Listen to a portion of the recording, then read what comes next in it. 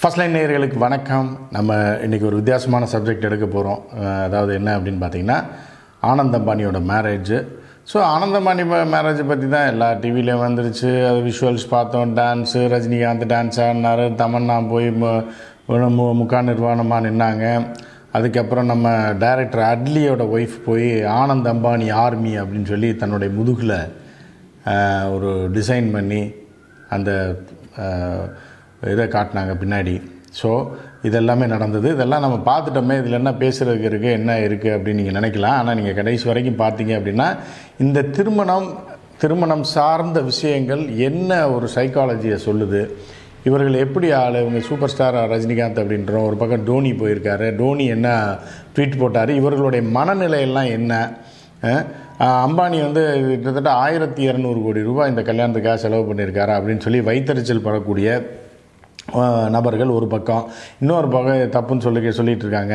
இன்னொரு பக்கம் பார்த்தீங்கன்னா, அவர்கிட்ட காசு இருக்குது, அவர் நடத்துகிறாருங்க, அவர்கிட்ட 10 லட்சம் கோடி சொத்து இருக்குது, 1200 கோடிலாம் அவருக்கு பெரிய விஷயமா? இப்போ நம்ம கையில் ஒரு 1 லட்ச ரூபா கையில் இருக்குது அப்படிங்கும்போது 100 ரூபா பெருசாக தெரியாது இல்லையா?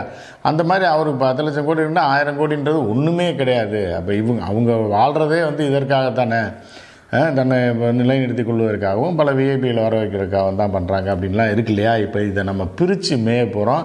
ரஜினி போய் அங்கே குத்தாட்டம் போட்டது சரியாக தப்பா, ரஜினியோட மனநிலை என்ன, ரஜினி உண்மையிலே ஞானியா சாணியா அப்படின்றத நம்ம பார்க்க போகிறோம். அதே மாதிரி ரஜினி எதுக்காக அங்கே போய் டான்ஸ் ஆடினார் ஒரு கூட்டத்துக்குள்ளே அப்படின்ற ஒரு விஷயம், அது நல்லதாக கேட்டதா இல்லை அவர் சுதந்திரமா அப்படின்றத நம்ம பார்க்க போகிறோம். அதே மாதிரி தோனி செய்த செயல், தோனி போட்ட ட்வீட்டு, அந்த கல்யாணத்தில் அந்த மணமகள் கட்டி அணைச்சிக்கிட்டாங்க டோனியை. உடனே அது நம்ம தப்புன்னு சொல்ல முடியாது.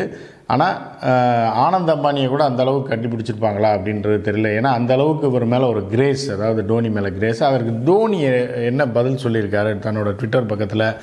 அப்போ டோனி பெரிய ஆளா, ரஜினி பெரிய ஆளா, ஷாருக் கான் சல்மான் கான்லாம் ஆட்டம் போட்டாங்களே அவங்களெலாம் எப்படிப்பட்ட ஆள், சில நடிகர்கள் முக்கால் நிர்வாணமாக, அரை நிர்வாணமாக, கால் நிர்வாணமாகலாம் போனாங்களே, எதற்காக இவர்கள் இப்படி வருகிறார்கள் அப்படின்றத நம்ம பிரித்து மேய போகிறோம்.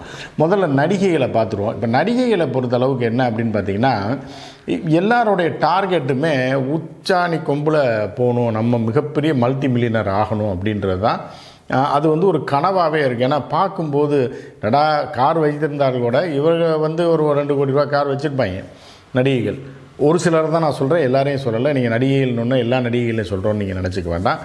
அப்போ வச்சுருந்தாலும் அம்பானி வைத்துக்கூடிய 10 கோடி காரை நம்ம எப்படி வாங்குறது அப்படின்னா, இவர்கள் வாழ்க்கையில் அது சாத்தியமே இல்லை. ஒரு 2-3 வருஷம் மார்க்கெட்டில் பீக்கில் இருக்கலாம், 2 கோடி 4 கோடி சம்பளம் வாங்கலாம், ஆனால் அந்த வாழ்க்கையை வாழ முடியாது. அதே மாதிரி சிறு நடிகைகள் இருக்காங்க, 50 லட்சம் சம்பளம், 1 கோடி சம்பளம் வாங்கக்கூடியவர்களாக இருக்காங்க இல்லையா? இவர்கள் எப்படி ஒரு பெரிய மல்டி மில்லியனராக ஒரு 50 கோடி 100 கோடி சம்பாதிக்கவே முடியாது. அப்போ என்ன பண்ணுவாங்கன்னா, மேக்ஸிமம் பல நடிகைகளை பார்த்தீங்க அப்படின்னா பணக்காரனை ஆட்டையை போட்டுருவாங்க. புரியுதா?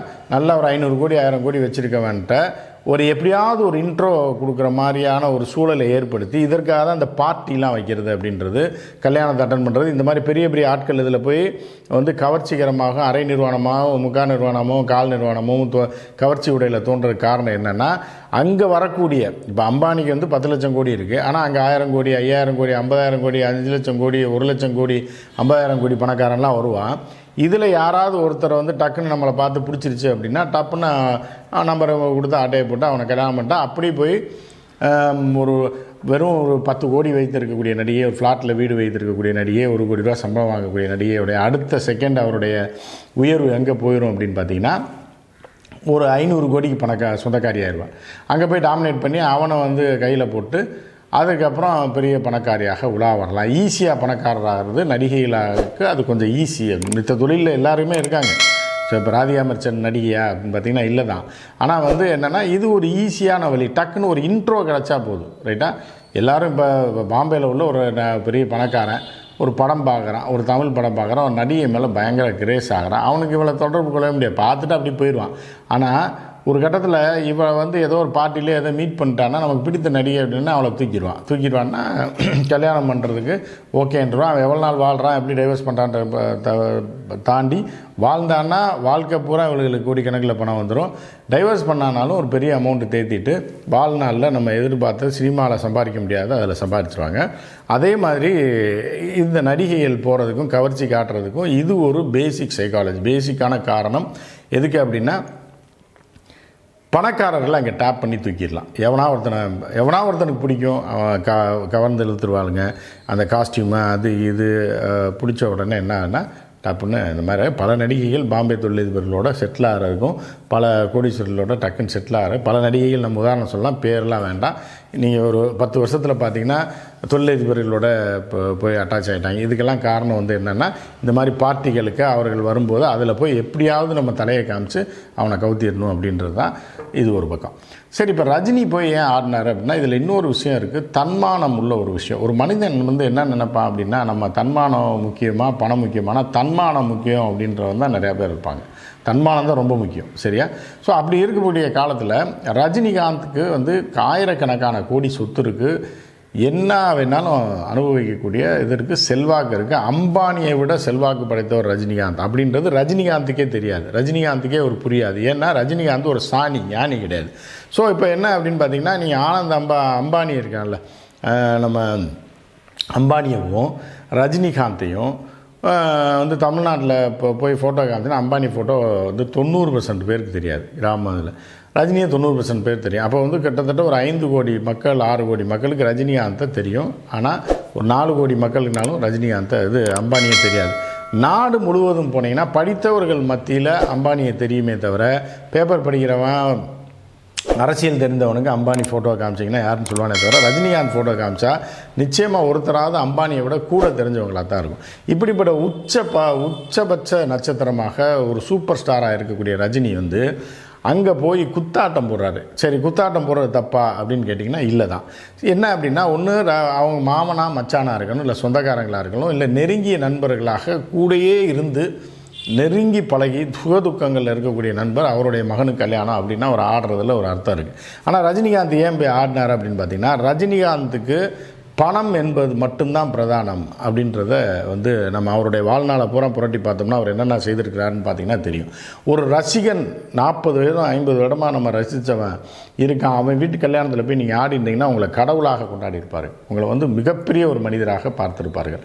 ஆனால் இந்தியாவின் நம்பர் 1 கோடீஸ்வரன் அவன் யாருன்னே தெரியாது. நான் மொத்தத்துக்கே வாழ்நாளில் ஒரு 5 டைம் அம்பானிகிட்ட பேசியிருந்தாலே ரஜினிகாந்த் பெரிய விஷயம். ஏதோ எல்லாருக்கும் பத்திரிகை கொடுப்பான். பணக்கார கோடீஸ்வரன் என்ன பண்ணுவான்னா எல்லாரும் எனக்கு கீழே தான், நான் கூப்பிட்டா நீ வந்துடுவ, மித்தவங்க கூப்பிட்டா போவாங்களா, போக மாட்டேன், காசு கேட்பாங்க, அதுக்கு ஃப்ளைட் போடணுமா, தனி விமானம் கேட்பாங்க, எல்லாம் கேட்பாங்க. ஆனால் அம்பானி என்கிற இந்தியாவின் நம்பர் 1 பணக்காரர் அழைத்தோடனே இந்தியாவில் உள்ள பல விஐபி போட்டான். தன்மானம் உள்ளவ மட்டும் போல பெரிய ஆட்கள்லாம் நீங்கள் பார்த்தீங்கன்னா ஷாருக் கான் சல்மான் கான் அங்கே போய் ஆட்டம் போட்டிருப்பாங்க, சரியா? அவர்களுக்கு அம்பானி தேவை. ஆனால் அதே தான் அமீர் கான் போயிருக்க மாட்டாப்புல, நீங்கள் பார்த்தீங்கன்னா தெரியும், அமீர் கான் போயிருக்க மாட்டாப்புல. அதே மாதிரி பல கிரிக்கெட் நட்சத்திரங்கள் போயிருந்தாங்க. டோனி போய் அம்பானிக்கு மேலே ஆனந்த் அம்பானிக்கும் அவருடைய மனைவியாக இருக்கக்கூடிய ராதிகா மர்ச்சன்ட் தன்னுடைய ரசிகைக்கும் வந்து என்ன பண்ணியிருக்காருன்னா கெத்தாக நடந்துக்கிட்டு அப்படி கட்டி பிடிச்சிட்டு அட்வைஸ் பண்ணிட்டு வந்திருக்காரு. இதை ரஜினி செய்ய முடிஞ்சுன்னா செய்ய முடியாது. ஏன்னா ரஜினிக்கு இன்ஃபீரியாரிட்டி காம்ப்ளெக்ஸ். ஒரு காலத்தில் மகாராஷ்டிராவில் பிறந்து பீடிக்கு வெளியெல்லாம் சுற்றிட்டு இருந்த காலத்தில் அம்பானியெல்லாம் பேப்பர்லேயும் அதில் இதுலேயும் பார்த்து பெருசாக நினச்சிக்கிட்டு இருந்தோம். ரஜினியோட மைண்ட் செட் சொல்கிறேன். ஏன்னா இருந்த நம்மளை அதே அம்பானியோட மகனோட பேரனுடைய திருமணத்திற்கு நம்ம அழைத்திருக்கிறார்கள் அப்படின்றத பெருமையாக நினச்சிருப்பார், ரைட்டா? ஆனால் ரஜினிகாந்த் என்கிற சூப்பர் ஸ்டார் வந்து அம்பானியை விட பெரிய ஆள், மக்கள்கிட்ட ரீச் ஆன ஆள், பணம் தேவைக்கு அதிகமாக இருக்குது. அதாவது நீங்கள் வந்து இப்போ அம்பானி மாதிரி 10 லட்சம் கோடி இல்லாமல் இருக்கலாம், 10 லட்சம் கோடியை வந்து அம்பானி அனுபவிக்க முடியுமானா இல்லை, அந்த பெருமையை மட்டும்தான் அனுபவிக்க முடியும். ஆனால் ரஜினிகாந்த்கிட்ட தேவையான அளவுக்கு எத்தனை கார் வேணாலும் வாங்குகிற அளவுக்கு, எத்தனை பங்களா, எத்தனை ஊரில் வேணாலும் செட்டில் ஆகிற அளவுக்கு பணம் இருக்குது. அதாவது தலையை தாண்டி தலையை முக்குற அளவுக்கு பணம் இருக்குது. அப்படி இருந்தும் தன்மானத்தை விட்டு போகிறாங்க அப்படின்னா, இவர் போய் குத்தாட்டம் போடுறாரு அப்படின்னா இவர் மனசில் ஆழமாக பதிஞ்சிருக்கிற அந்த இன்ஃபீரியாரிட்டி காம்ப்ளெக்ஸ். அதாவது என்னென்னா நம்ம சாதாரண ஆள், நம்ம பீடிக்கு வெளியெல்லாம் பிறந்த காலத்தில் பெரிய ஆள் அவங்க வீட்டு கல்யாணத்துக்கு இன்றைக்கி நம்ம போயிருக்கோம், நம்மளை கூப்பிட்ருக்காங்க அப்படின்ற அந்தளவுக்கு நம்ம வளர்ந்துருக்கோம் அப்படின்னு ரஜினிகாந்தோட எண்ணம். அதனால் அங்கே போய் குத்தாட்டம் போட்டிருக்காருனா கூட ரஜினிகாந்த் அப்படி இருக்கிறதுனால தான் நம்ம சாணின்னு சொல்கிறோம். ஏன்னா ரஜினிகாந்த் அதை விட பெரிய ஆள், தன்னிலை உணராத ஆள், தன்னுடைய லெவல் என்ன, தன்னுடைய உச்சம் என்னன்றதே தெரியாத ஆள் ரஜினிகாந்த். ஸோ அதனால தான் என்னென்னா தன்னுடைய மைண்ட் செட் இன்ஃபீரியாரிட்டி காம்ப்ளெக்ஸில் போய் அவரை பெரிய ஆளாக நினச்சி ஆடிருக்கார். ஆனால் அதை விட பெரிய ஆள் ரஜினி அப்படின்றப்ப இப்படி போய் பண்ணும்போது ரஜினி இன்னும் சாணியாக தான் இருக்கார், ஞானியாக மாறலை. அவர் பணத்தாசை பிடித்தவராக இருக்கிறார். பணத்து வச்சுருக்கவன் இந்தியாவில் நம்பர் 1 பணக்காரன்றனால கூப்பிட்டோன்னே போய் அங்கே ஆட்டம் வேற போட்டு அவமானப்பட்டிருக்காரு அப்படின்னு பார்க்கலாம். நீங்கள் வேறு சில பேர் நீங்கள் பார்த்தீங்கன்னா தன்மானம் உள்ள, ஏன்னா ஆமீர் கானா இங்கே நீங்கள் பார்த்துருக்க முடியாது. இந்த சல்மான் கான் ஒரு சில்லறை ரைட்டா, சல்மான் கான் ஷாருக் கான் இவங்க 2 பேருமே சல்மான் கான் கூட ஷாருக் கான் கூட ஒரு ஜாலி பர்சன். ஆனால் சல்மான் கான் மகா சில்லறைன்றது எல்லாருக்குமே தெரியும். ஸோ இவர்கள்லாம் போய் ஏதோ பணத்துக்காக இதுக்காக உள்ளூரில் இருக்கக்கூடிய ஆட்கள் பாம்பேலே இருக்காங்க, கூப்பிட்டாங்க தயவு வேணும் பார்ட்டிக்கு இவங்க தான் போவாங்க அப்படின்றதுனால போய் கவனிச்சிருப்பாங்க. ஆனால் அதில் அவர்கள் டீல் பண்ணதை நீங்கள் பார்த்தீங்க அப்படின்னாலே அம்பானி வீட்டில் யாரை உயர்ந்தபட்சமாக டீல் பண்ணாங்கன்னா வெளிநாட்டிலேருந்து வந்தவர்கள், பெரிய தொழிலதிபர்கள் அவர்கள்லாம் பண்ணாங்களே தவிர ரஜினிகாந்தெல்லாம் 10-11 அந்த கூட்டத்தில் ஒரு ஆட்டக்கார மாதிரி. இப்போ இங்கே உள்ள லோக்கல் பணக்காரர்கள்லாம் பார்த்தீங்கன்னா சில நடிகர்கள் சில கச்சேரி வைப்பாங்க, இந்த கச்சேரி அந்த கச்சேரின்னு எதாவது வச்சு நாங்கள் அவர்கள் கச்சேரி வைக்கக்கூடிய அளவுக்கு பெரிய ஆளுன்னு காட்டுவாங்களா, அந்த மாதிரி ரஜினிகாந்த் கூட்டம் ஆட்டம் போடுற அளவுக்கு நம்ம பெரிய ஆளுன்ற மாதிரி காட்டினா கூட அம்பானியை பொறுத்த அளவுக்கு அவர் குடும்பமும் சரி மரியாதை கொடுத்து அதில் போய் டீசெண்டாக கெத்தாக நம்ம உன்னை விட எந்த விதத்திலையும் குறைந்தவில்லை, உன்னுடைய மருமகள் தான் என்னுடைய ரசிகை அப்படின்ற காட்டின தோனி உயர்ந்து நிற்கிறார் ஒரு ஞானியாக. ஸோ பார்த்திங்கன்னா ஒவ்வொருத்தர் அங்கே பங்கேற்றவர்கள் ஒவ்வொரு காரணங்களுக்காக பங்கேற்றிருக்கலாம். ஆனால் ரஜினிகாந்த் போன்றவர்கள் இன்னும் இத்தனை வருடம் ஆன பிறகும் இவ்வளோ சம்பாதித்த பிறகும் தன்னை இன்ஃபீரியாரிட்டி காம்ப்ளெக்ஸோடு நினைத்து கொண்டு அங்கே போய் ஆட்டம் போட்டிருப்பது நிச்சயமாக ஒரு படு கேவலமான செயலாக தான் பார்க்க முடியுமே தவிர ரஜினிகாந்தை பெருமைப்படக்கூடிய ஒரு விஷயமாக பார்க்க முடியாது. அதே மாதிரி டோனி மிக உயர்ந்திருக்கிறார். அவர் இப்போ நான் அந்த ஃபோட்டோ போடுறேன், ராதிகா மெர்ச்சன்ட் யார் இந்த ஆனந்த் அம்பானி கல்யாணம் பண்ணுறாங்களா அந்த பொண்ணு டோனியோட தீவிர ரசிகை கட்டி அணைச்சிக்கிறார் டோனியை. அப்படி இருந்தாலும் ஒரு அண்ணனை போல் கட்டி அணைத்து கொண்டு ட்விட்டரில் போகிறாரு, இன்னும் போல் என்று நீங்கள் சந்தோஷமாக இருக்கணும், இந்த பொண்ணை ரொம்ப சந்தோஷமாக வச்சுக்கணும் அப்படின்னு அதாவது ஆசீர்வதிக்கக்கூடிய லெவலில் இருந்து அம்பானியோட மருமகளாக இருந்தாலும் மகனாக இருந்தாலும் அவனுக்கு நான் தாண்டா பெரிய ஆளுன்ற மாதிரி காமிச்சது டோனி அப்படின்னு நம்ம பார்க்குறோம். அப்போ டோனிக்கு ரஜினிக்கு உள்ள வித்தியாசம் என்னென்னா சாணிக்கும் ஞானிக்கும் உள்ள வித்தியாசமாக நம்ம சொல்லலாம். ஸோ அது இன்னும் நிறையா விஷயங்கள் இருக்குது. நம்ம இதுக்கு மேலே இதை பற்றி பேசணும் அப்படின்னா நல்லா இருக்காது. இன்னும் பலர் பங்கேற்றாங்க. நீங்கள் ஒரு பேட்மிண்டன் பிளேயர்லாம் ஒரு பொண்ணு பேரை சொல்ல வேண்டாம், அவெல்லாம் போன டைம் இதுக்கு கூப்பிட்டாங்க, இதுக்கு நிச்சயதார்த்த விழா கூப்பிட்டோன்னே அங்கே தங்க வச்சுருக்க ரூமு எல்லா இடத்துலையும் செல்ஃபி எடுத்துட்டோ ஏன்னா இன்டர்நேஷ்னல் பிளேயர் அவள், இந்தியாவுக்கு கோல்டு மெடல் அடித்து கொடுத்தவ. அவள் என்ன நினைக்கிறா அப்படின்னா அம்பானி பெரிய ஆள் நினைக்கிறாள். ஸோ அதுதான் இவர்களோட இன்ஃபீரியாரிட்டி காம்ப்ளெக்ஸை காட்டு. இன்ஃபீரியாரிட்டி காம்ப்ளெக்ஸ் உள்ளவர்கள் இந்த மாதிரி பிஹேவ் பண்ணியிருக்காங்க.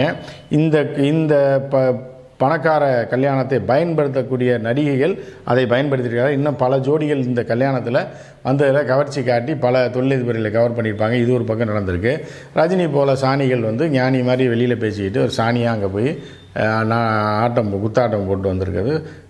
உண்மையிலே தமிழ் நடிகர்கள் எல்லாமே ஒரு கேவலம். நீங்கள் கமலஹாசனை பார்த்தீங்கன்னா அழைப்பு கட்டாயம் வந்திருக்கும், போயிருக்கவே மாட்டார், பங்கேற்றிருக்கவே மாட்டார். அதுக்காக பங்கேற்கக்கூடாதுன்னு நம்ம சொல்லலை. பங்கேற்றிருந்தால் கூட கமலஹாசன் கெத்தாக போயிட்டு நின்றுட்டு அப்படி பார்த்துட்டு வந்துடுவார். அதுதான் ரஜினிக்கு கமலுக்கு உள்ள வித்தியாசத்தை நம்ம பார்க்கலாம். அதுக்காக கமல் நல்லவர்னு நம்ம சொல்ல வரல, அவர் பெரிய இதுன்னு சொல்ல வரல. இருந்தாலும் ஒரு பிஹேவியர்னு இருக்குது. ஏன்னா அம்பானி குடும்பத்தை விட கமலஹாசனை பல லட்சம் பல கோடி பேருக்கு தெரியும் அப்படின்றது ஒரு விஷயமா இருக்குது. ஸோ மற்றொரு நிகழ்ச்சியில் சந்திப்போம். நன்றி, வணக்கம்.